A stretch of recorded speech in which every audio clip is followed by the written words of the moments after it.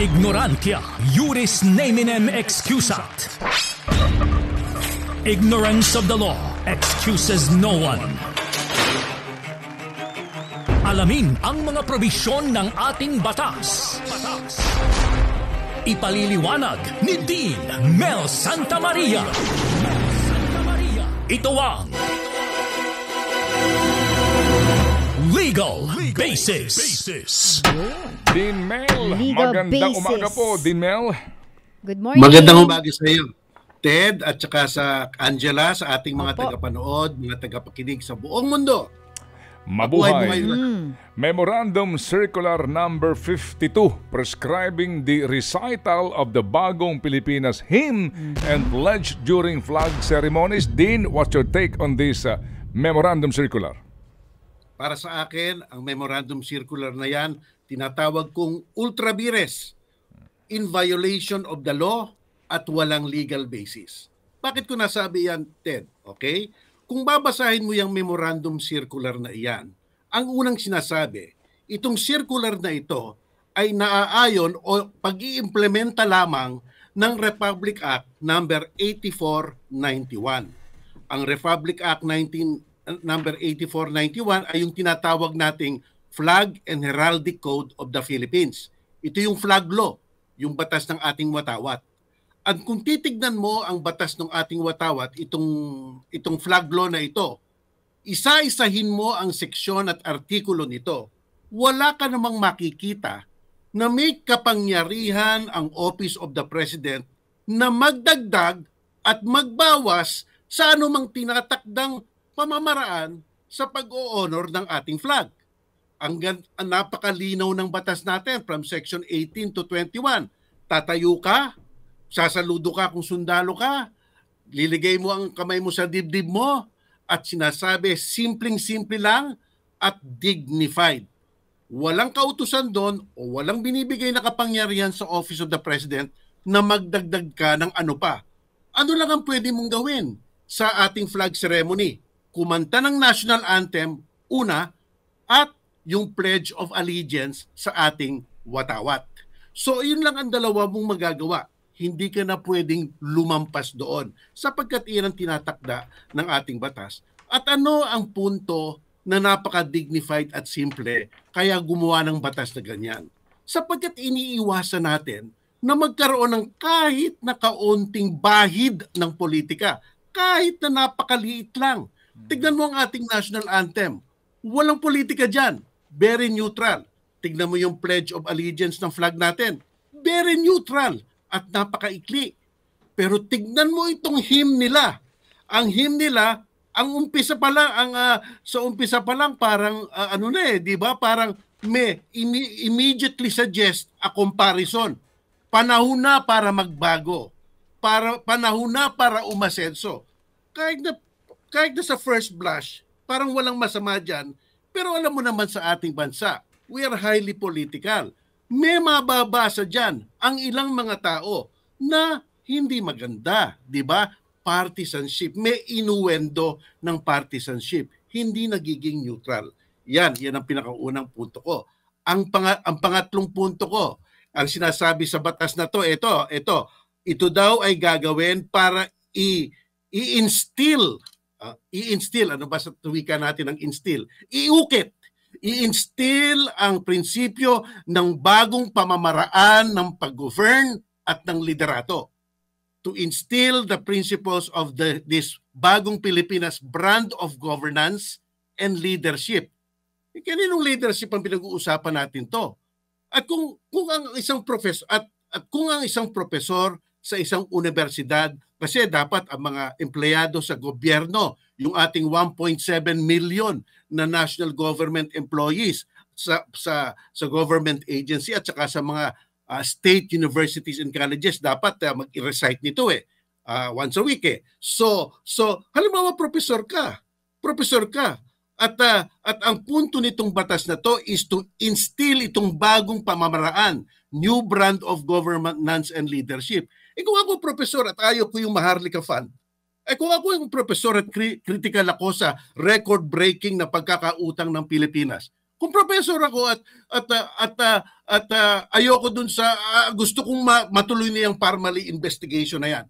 'Di ba? Ibig sabihin ko, ang professor sa isang eskwelahan ginagawang critical ang pag-uutak ng mga estudyante para tignan ang mga pamamalakad ng gobyerno. Kung sabihin ko sa mga estudyante ko, ano ang punto nyo sa pamamaraan at pamalalakad ng gobyerno ngayon? Kung sabihin nila, pangit. Kaya hindi kami kakanta ng hymn at ng pledge na yan bilang protesta. Freedom of speech na yan. Academic freedom na yan. Hahatulan pa yan. At ito ang pinakamatindi, Ted at Angela. Sapagkat ito ay pag-iimplementa lamang ng Republic Act 8491. Ang sabi sa Republic Act 8491, Section 48, ang sino mang taong hindi sumunod sa batas na ito at mga alituntunin na ginawa ng Office of the President ay mananagot at ang kanilang parusa, public censure. Ipapalathala sila, pampublikong paghihiya once a week sa isang newspaper of general circulation at maaari pang makulong, pagmultahin, makulong at pagmulta, depende sa korte. So may coercive nature ito. May coercive nature ito. Patago. Kasi ito'y ini-implementa lamang according to the memorandum, yung Republic Act 8491 na siyang nagsasabi, ang hindi sumunod sa batas na ito at anumang alituntunin na ginawa ng Office ng Presidente, public censure o kulong, multa o parehong kulong at multa. So, yan. So, para sa akin, unconstitutional yan. Sapagkat napipigilan ka magsalita kung professor ka. Kasi baka ma-censure ka. Yan yung tinatawag natin mga journalistang prior restraint. Di ba? Hindi mo pa sinasabi, kinakabahan ka na, baka parusahan ka. Kaya nagtitimpi ka. Prior restraint yan. Unconstitutional yan. Labag sa batas. Kasi ayon mismo sa Republic Act 8491, hindi yan binibigyan ng kapangyarihan ng Office of the President magdagdag sa ating national anthem at saka sa ating Pledge of Allegiance to the flag. Kaya mali yan, Ted. Dean Mel, dito po sa whereas provision, itong circular po ng tanggapan ng Presidente, sinasabi, whereas Section 19 of RA number 8491 authorizes the Office of the President to issue rules and guidelines for the proper conduct of flag ceremonies. Can you explain further? Para bang sinasabi nila, sabi ng batas na ito, meron kaming kapangyarihan na kalikutin yan, na makialam dyan. Go ahead po din. Magandang katanungan yan. Sa ating hierarkiya ng mga batas, ang pinakamataas ay ang konstitusyon. Ang pangalawang pinakamataas ay ang mga law na ginagawa ng Kongreso, itong ang Republic Act 8491 halimbawa. At ang pangatlo, ang mga rules and regulation. Ang ginagawa ng mga Kongreso, batas, hindi dapat lumampas o maglabag sa konstitusyon. Ang rules, ang regulation natin, hindi dapat lumabag o lumampas sa law. So itong memorandum circular na ito'y rule and regulation. Mas mataas dito ang Republic Act 8491. At sa Republic Act 8491, Ted, nahandoon na ang pamamaraan kung papaano tayong ang conduct natin sa flag raising. Section 18, 19, 20, 21, at 22. Pati yung pagtayo, pati yung pagsaludo, pati yung tigil ng mga jeep at mga sasakyan. Basta tumugtog ang flag ceremony, ang flag. Okay, yung pagbaba ng flag, dapat daw dahan-dahan at dapat simple at dapat dignified. Tignan mong mabuti ang Section 18 and 29. Walang kapangyarihan diyan na magdagdag. Walang kapangyarihan yan nang gumawa pa ng ibang tinatakda ng batas bukod sa pagkanta ng ating national anthem at ang Pledge of Allegiance sa ating watawat. So in short, yung memorandum of agreement na yan ay going beyond the law. Yan, rules and regulation lang yan. Nagdadagdag itong rules and regulation na yan na hindi naman tinatakda ng ating batas. Kaya in violation yan. Okay. Din, ang pumirma dito ay dating Supreme Court Chief Justice eh. Ano ho ang inyong take doon na Well, hindi mo naman siguro ito lulusot, no? Kung hindi ito... si former Chief Justice Bersamin, kaibigan ko rin yan. So, alam mo, kanya-kanya tayong opinion. Siguro opinion nila. Kasi ito nakalagay rin sa batas. Ito ay upon recommendation of the National Historical Institute. Okay. So nirekomenda ito ng National Historical Institute kay Chief Justice Bersamin. Siguro si Justice Bersamin in good faith, ang kanyang pananaw hindi naman to lumalabag, no? Pero ako lang, para sa akin kung titignan mo ang batas mismo, halos section 1 to sa pinakadulong section tungkol lang sa watawat Alam mo yun, Ted? Tungkol lang sa watawat, sa national anthem at saka sa Pledge of Allegiance. Hindi mo makikita ang kapangyarihang magdagdag. Madaming mga pagkakataon na ganyan kasi, Ted, na umaabot sa Korte Suprema. At ganoon nga ang sinasabi ng Korte Suprema, mukha ata kayong lumampas dito sa ating batas na nagbibigay kapangyarihan sa inyo. So ang tawag doon, basta lumampas ka, ultra vires. So si former Chief Justice Bersamin, magaling siya, matalino siya, kaya nga naging Chief Justice siya. Binigyan siya ng rekomendasyon, sa tingin ko lang, baka nakaligtaan yung repercussion nito, yung kabit-kabit dun sa pagtitingin sa batas. Okay, Angela, go with all due respect. Opo, Dean, tanong ko lang, ito pong MC52 na to, maaari po bang bad precedent ito na kung sakali pag nagpalit ng administrasyon, yung panibagong administrasyon, magkaroon din ng mandatory na utos na may bago siyang hymn or pledge na ibibigay sa atin? Angela, iyang tanong mo yan, napakalalim at napakaganda. Kaya nga ito meron tayong flag law, di ba?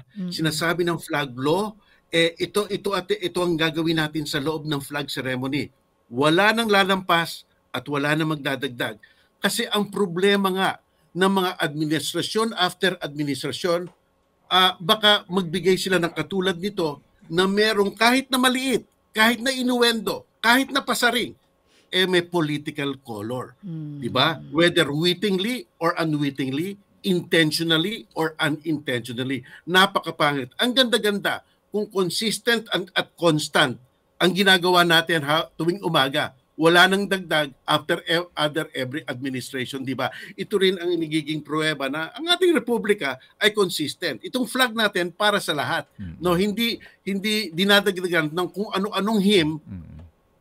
Basta nagpapalit lang ang administrasyon. Okay. At maganda rin siguro maitanong kay Dean Angela ngayon, kung sinasabi ni Dean, no, na itong RA 8491, ang sinasabi ho dito ay pambansang awit, lupang hinirang, at panunumpa sa watawat. Nangangahulugan din na yung ating nakaugalian nung bata ka rin at bata-bata pa tayo, yung panatang makabayan, hindi nga kasama dito sa batas na ito na nagmamandato na magkaroon tayo ng pagsasambit ng panatang makabayan, kundi yung lamang panunumpa sa watawat? Oo nga, ito lang. Pero yun nga.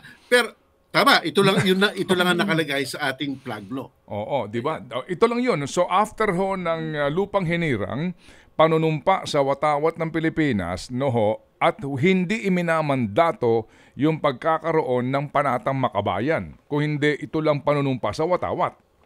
Totoo yun. Sapagkat itong batas na ito, noong 1998 lang ito.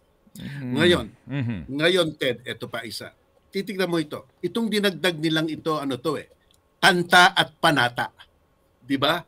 Ito ay isang hymn at isang pledge. So, sino pinepledgean mo?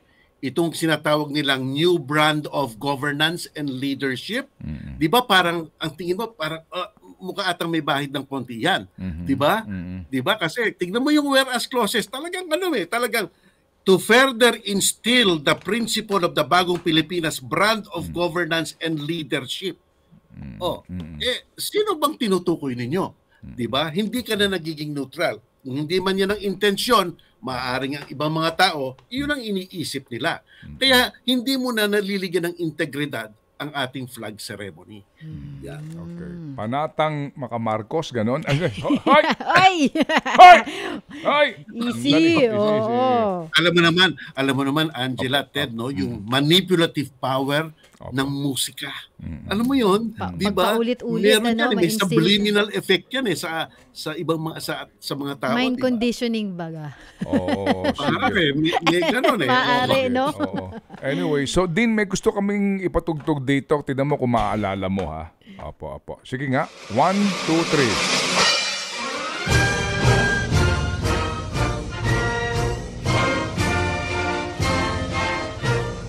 Eto na. Naaalala ko yan, Ted. Pero hindi ko kinakanta yan. Malinaw yon, hindi kinakanta ni Dean. Opo, okay. Anyway, Dean, marami po ngayon na nakikinig nga sa atin, nagsasabi na, yung legal basis nito, napaka-importante po na ating mauna. Bagamat ito ho ang opinion ni Dean dito, no ho? Baka yung ibang mga Kanyang abogado may ibang opinion. interpretasyon, oo. Pero sa kanyang paliwanag, klaro ho naman din, kung bakit nga niya ito ay labag na sa ating konstitusyon. Ano din? Yun. Oo, totoo yan. Kasi talaga may danger of prior restraint yan. Kasi ina-apply rin yan sa mga state university and colleges. Di ba? Pag sinangkot mo na ang mga eskwelahan, papasok mo dyan ang academic freedom. Kung ang mga estudyante at profesor, halimbawa gustong magprotesta o gustong pag-aralan at sinabi nila, okay, hindi tama itong quote-unquote brand of governance and leadership nila. Yun ang nakalagay sa memo Di ba? Para ma-instill yun hindi kami sang-ayon dyan. I-apply ba natin itong Section 48 ng batas na pwede kang i-public censure at pwede kang ipakulong? Yun ang mga tanong ngayon, di ba? Dapat tinawin nila yan. Oo. Kasi nga dito, klaro po naman na yung word na ginamit dito sa pagpapatupad nitong memorandum circular na ito, ang sinasabi po dito ay hereby directed. Meaning, Directed. Tingnan mo pero yung sa mga LGU, encouraged lang. Encouraged lang. Pero sa mga 1.7 million na ating mga national government employee kasama ang mga profesor at mga tao dyan sa ating state universities and colleges, kasama sila. Directed. So, yan. okay. Sige. So, Dinmel, muli po. Go ahead. Alam mo, Ted, question mo ito sa Korte Suprema kung malapit ka ng ma-prejudice. No? Kaya ang mga taong ma-prejudice nito, yung 1.7 million, pati na yung mga guro at professor sa ating mga state university at saka yung mga estudyante. Kasi very focused rin naman. Government instrumentalities lang at saka mga eskwelahang panggobyerno at saka encourage ang LGU. Okay. Sige po. Ito ho, ating kakausapin naman yung presidente ng UP Student Council. Opo, Yun. ito ho sa isyong ito. Okay. Salamat na Maraming marami, salamat. Dean. Mabuhay, Dean. Thank you. Mabuhay sa inyo. Opo, thank you, Dean Mel Santa Maria. Ted Filon at DJ Chacha. Ngayon, nasa Radyo 5, 92.3 News FM. Monday to Friday, 6 to 10 a.m.